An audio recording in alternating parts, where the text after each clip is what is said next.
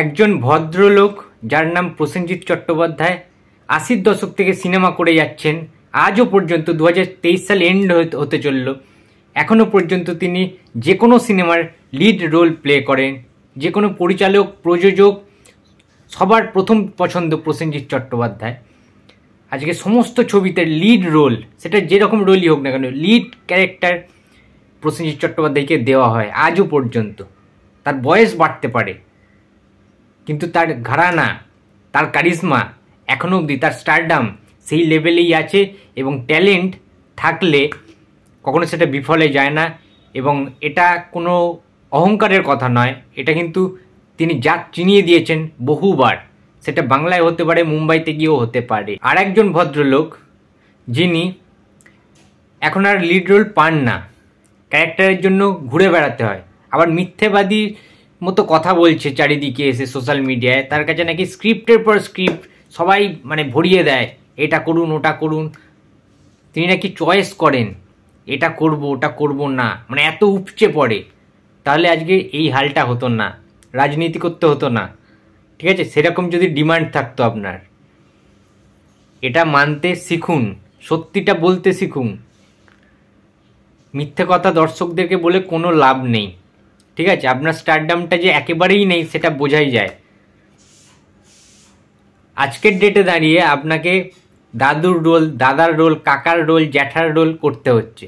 তার কারণ lead role তো আপনি পাবেন না, তার কারণ সিনেমাতে হিট হয় না, কোনো ক্ষমতা নেই, ট্যালেন্ট নেই, অ্যাক্টিং স্কিল নেই।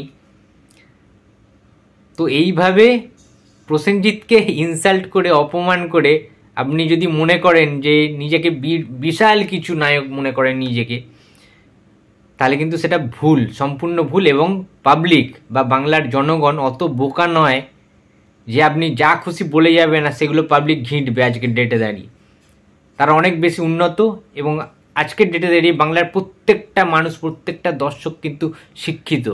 সুতরাং আপনি যা বোঝাবেন তারা তাই বুঝবে, সেটা কিন্তু হচ্ছে না বস।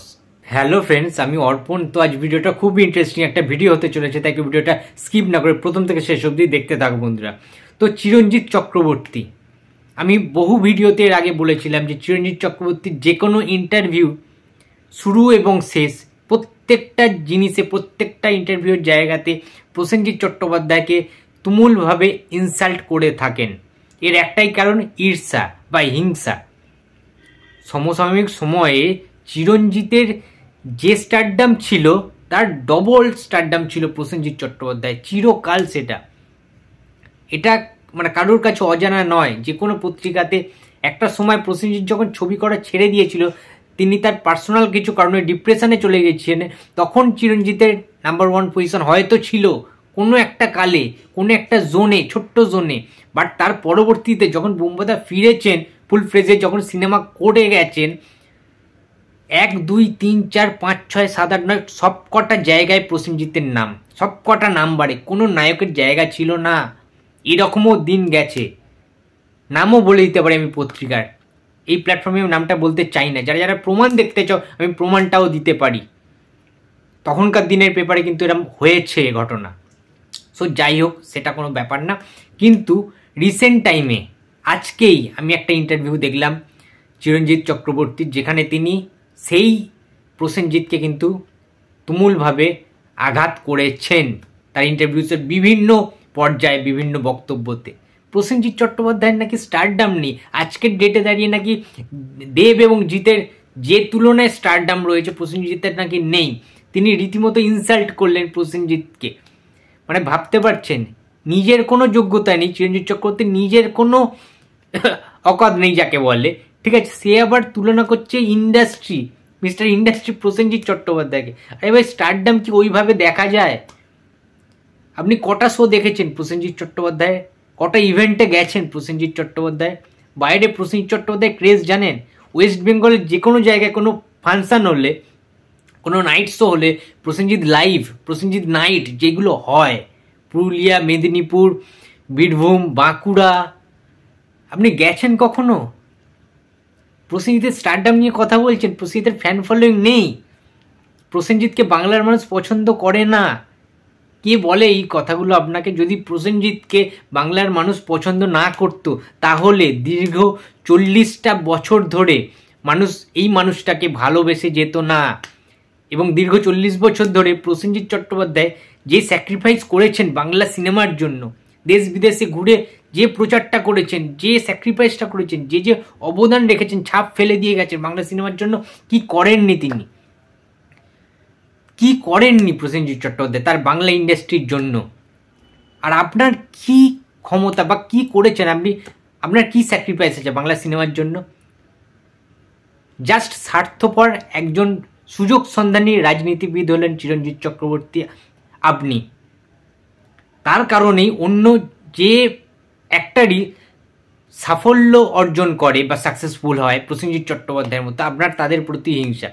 এবং প্রসেনজিৎ যেহেতু আপনার সমসাময়িক প্রতিদ্বন্দ্বী ছিল, সেই রাগটা বোধহয় চিরকাল পুষে রেখেছেন এবং বিভিন্ন ইন্টারভিউতে জাস্ট আপনি বলে বেড়ান, সেইগুলো স্পষ্টভাবেই বলে বেড়ান। বাট এটায় আপনার যে সমর্থকগুলি ছিল, আপনার যে সার্টেন একটা ছোট্ট দর্শকদের যে ছিল, যারা দর্শক, তারা কিন্তু আপনার এই ব্যবহারটা বারে বারে দেখছেন ভিডিওতে এবং তারা কিন্তু বুঝছেন যে মানুষ হিসাবে আপনি কতটা ছোট মানসিকতার একজন মানুষ। যেখানে প্রসেনজিৎ চট্টোপাধ্যায় চিরকাল যে কোনো ইন্টারভিউতে চিরঞ্জিত চক্রবর্তীকে সম্মান জানিয়েছেন, সেখানে কিন্তু আপনি সেই সম্মানটা প্রসেনজিৎকে দিতে পারেননি। হতে পারে প্রসেনজিৎ বয়সে আপনার থেকে একটু ছোট, বাট প্রসেনজিৎ কিন্তু চিরকাল ছোট বড় সমস্ত মানুষকে কিন্তু সম্মান জানিয়ে এসেছেন যে কোনো ইন্টারভিউতে, যে কোনো প্ল্যাটফর্মে। বাট আপনি এতটাই হিংসা করেন, মনের মধ্যে কোনো রকম ট্যালেন্ট তো নেই আপনার চিরঞ্জিত চক্রবর্তী। চিরঞ্জিত চক্রবর্তীর এমন একজন মানুষ, যে মানুষটার মধ্যে সিনেমাটিক কোনো রকম চ্যালেঞ্জিংয়ের কোনো ব্যাপার নেই, যে চ্যালেঞ্জ নিতে শিখতে হবে, জানতে হবে। আমি ইন্ডাস্ট্রির জন্য এতদিন কাজ করেছিলাম, বাট কি দিতে পেরেছি ইন্ডাস্ট্রিকে? কোনো কিচ্ছু না, নাথিং, জিরো। কোনো কিছু জিজ্ঞেস করা হলে একটাই অ্যান্সার, বেদের মেয়ে জ্যোৎস্না। আরে ভাই, আর কি কোনো সিনেমা নেই? বেদের মেয়ে জ্যোৎস্না কজন দেখেছে? বেদের মেয়ে জ্যোৎস্না যে এত সাকসেসফুল একটি সিনেমা, আপনারা কি জানেন? বেদের মেয়ে জ্যোৎস্না অ্যাকচুয়ালি বাংলাদেশি সিনেমা। মেন যে এত ব্যবসা করেছে, বেশিরভাগটা অর্জন করেছে 80% বাংলাদেশে। তাহলে তিনি এত বড় বড় লেকচার মারেন কি জন্য? মানে আমি সিরিয়াস বুঝতে পারি না। চিরঞ্জিত চক্রবর্তী ইন্টারভিউতে বলছেন যে নাকি সিনেমা নিয়ে যদি আলোচনা হয়, যদি যে কোনো দর্শককে যদি 15টা সিনেমার নাম বলতে বলা হয়, নাকি চিরঞ্জিত চক্রবর্তীর 15টা সিনেমার নাম হু করে সবাই বলে দেবে, অন্যান্য কোনো নায়কের সিনেমা বলতে পারবেন না। তার কারণটা হিসাবে তিনি যে লজিকটা দিয়েছেন, তোমরা শোনো। লজিকটা হচ্ছে, অন্যান্য সিনেমার মানে যারা সুপারস্টার বা নায়ক, তাদের নাকি 150টা কমপক্ষে সিনেমার মধ্যে নাকি 2টো কি 5টা হিট রয়েছে, এবং চিরঞ্জিত চক্রবর্তীর 150টা সিনেমার মধ্যে নাকি 25টার মতো না 35টার মতো সামথিং হিট রয়েছে। তাই জন্য নাকি চিরঞ্জিত চক্রবর্তীর সিনেমার নাম হু করে লোক বলে দেবে। 15টা সিনেমা তো নিমিষের মধ্যে চোখ বন্ধ করে বলে দেবে। আরে ভাই, কেউ বলতে পারবে না। আমি চ্যালেঞ্জ করছি, এটা আমি চ্যালেঞ্জ করছি, ঠিক আছে? আজকে যে কোনো জায়গায় আজকে ঘোরা হোক, তো মিডিয়ার চ্যানেল যে কোনো একটা রাস্তায় কলকাতার দিকে বেরিয়ে জিজ্ঞেস করুক যে কোনো দর্শককে, চিরঞ্জিতের 15টা সিনেমার আমি এক্ষুনি নাম বলে হু করে দেখি বলতে পারে কিনা। কিন্তু আমি এইটাও চ্যালেঞ্জ করছি যে যে কোনো জায়গায় গিয়ে, ওয়েস্ট বেঙ্গলের যে কোনো গ্রামে হোক শহরে হোক, প্রসেনজিতের আপনি যদি নাম বলতে বলেন যে কটা বাংলা সিনেমার নাম জানো তুমি বলো, প্রসেনজিৎ উল্লেখও করতে হবে না। যে কোনো 10টা কি 15টা, যে কোনো 15টা বাংলা ছবির নাম, সেখানে 15টার বেশি, 15টার অধিক নাম থাকবে সিনেমার নাম প্রসেনজিতের সিনেমা। আমি 100% কি 200% গ্যারেন্টি দিয়ে লিখে দেবো এটা। তার কারণ এটা ঘটেছে। আমি বিভিন্ন জায়গায় সার্ভে করতে গিয়ে, ইন্টারভিউ করতে গিয়ে, বিভিন্ন রিভিউজ নিতে গিয়ে অনেক দর্শকদের মুখে শুনেছি যে তারা চায় সেই প্রসেনজিৎ ফিরে আসুক। কত কত সিনেমা তারা নাম বলে যে এরকম যদি সিনেমা একটা হতো আজকের ডেটে দাঁড়িয়ে। তার কারণ তখন তো 750 সিনেমা হল ছিল, 750 সিঙ্গেল স্ক্রিন ছিল। এখন তো সেটা কমে গিয়েছে, অনেক কমে গিয়েছে। তো সেটা বারবার সেটা নিয়েও খোটা দেয় চিরঞ্জিত চক্রবর্তী। এটা বুঝছে না যে এই যে কমে যাওয়া, চিরঞ্জিত চক্রবর্তী একটা কথা বলছেন যে এই যে কমে যাওয়া, এটার মেন যে মানে কারণটা, সেটা হচ্ছে চিরঞ্জিত চক্রবর্তীরা সিনেমা করা ছেড়ে দিলেন, ঠিক আছে? তার কারণ হচ্ছে মাস সিনেমা করা যেত না। আর উদাহরণ দিচ্ছেন লজিক্যাল, মানছি লুঙ্গির ব্যবসা বেশি ভালো হয়, ধুতির ব্যবসা কম ভালো হয়, বাট যারা ধুতির দোকান খুলে বসে আছেন তারা তো আর মাছি মারার জন্য দোকানটা খোলেননি। তারা যদি খেতে না পায়, ব্যবসা না চলে, তারা কেন দোকান খুলবে ভাই? দুদিকেরই লজিক আছে, আবার দুদিকের লজিক নেই। কিন্তু লুঙ্গির ব্যবসা করে যারা, তাদেরকে আপনি বিশাল মাত্রায় রাখছেন, আর যারা ধুতি বিক্রি করে তাদেরকে আপনি ছোট করতে পারেন না। সমস্ত ব্যবসার একটা আলাদা জায়গায় রয়েছে। আর এই যে আপনি লজিকটা দেখালেন যে মাস সিনেমা করলেই দর্শক দেখবে, আর মানে শিক্ষিত দর্শকদের জন্য হলে দর্শক দেখবে না, লাইক শেষ পাতা, আর্ট ফিল্ম যেগুলো হয়, এটা কিন্তু সম্পূর্ণ ভুল। তখনকার দিনে কি আর্ট ফিল্ম হতো না? কমার্শিয়াল ফিল্ম হতো, সব রকম ফিল্ম হতো, বাট এখানে একটা কিন্তু আছে।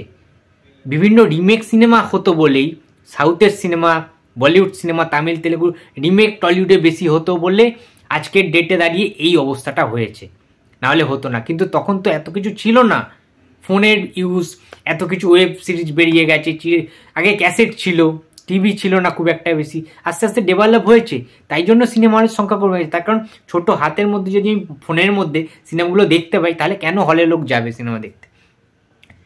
এটা ওই জন্য নয়, সেই সব মানুষকে ছোট করলে ভুল করা হবে।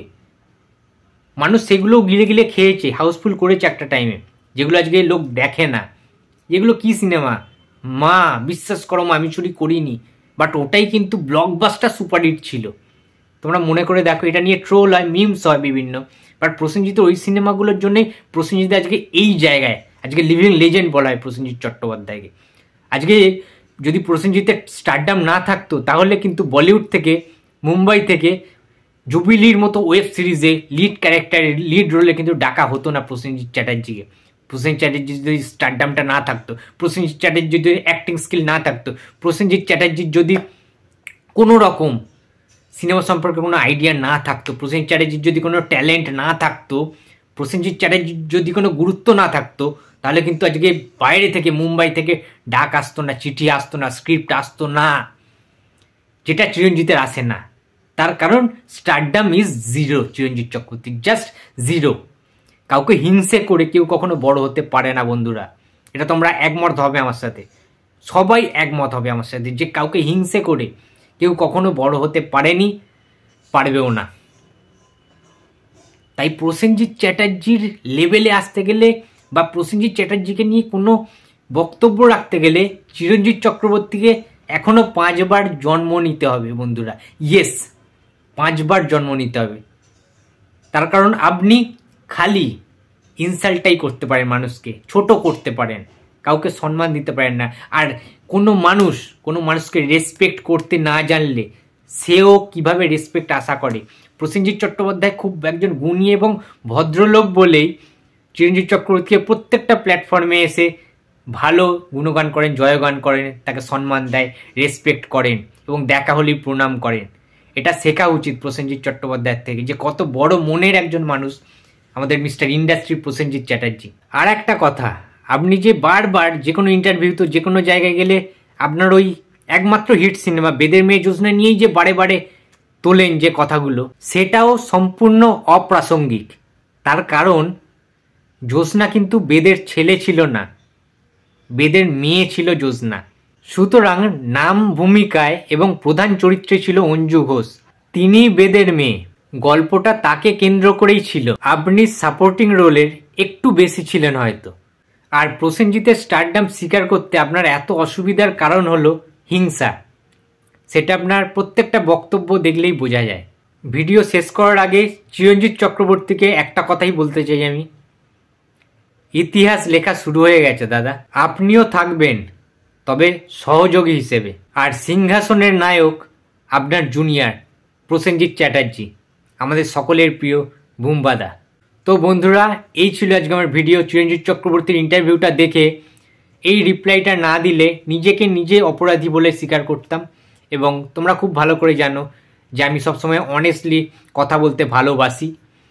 তো এই বক্তব্যগুলো তোমার সাথে শেয়ার করলাম। তোমার যদি ভিডিওটা ভালো লাগে এবং তোমরা যদি আমার সাথে একমত হও, তো অবশ্যই কমেন্ট বক্সে জানিয়ে দিও। এবং ভিডিওটা ভালো লাগলে লাইক, কমেন্ট অ্যান্ড শেয়ার করতে ভুলো না। যদি চ্যানেল নতুন হয়ে থাকে তো প্লিজ সাবস্ক্রাইব করে দিও। তো দেখা হচ্ছে পরের ভিডিওতে। তো টাটা।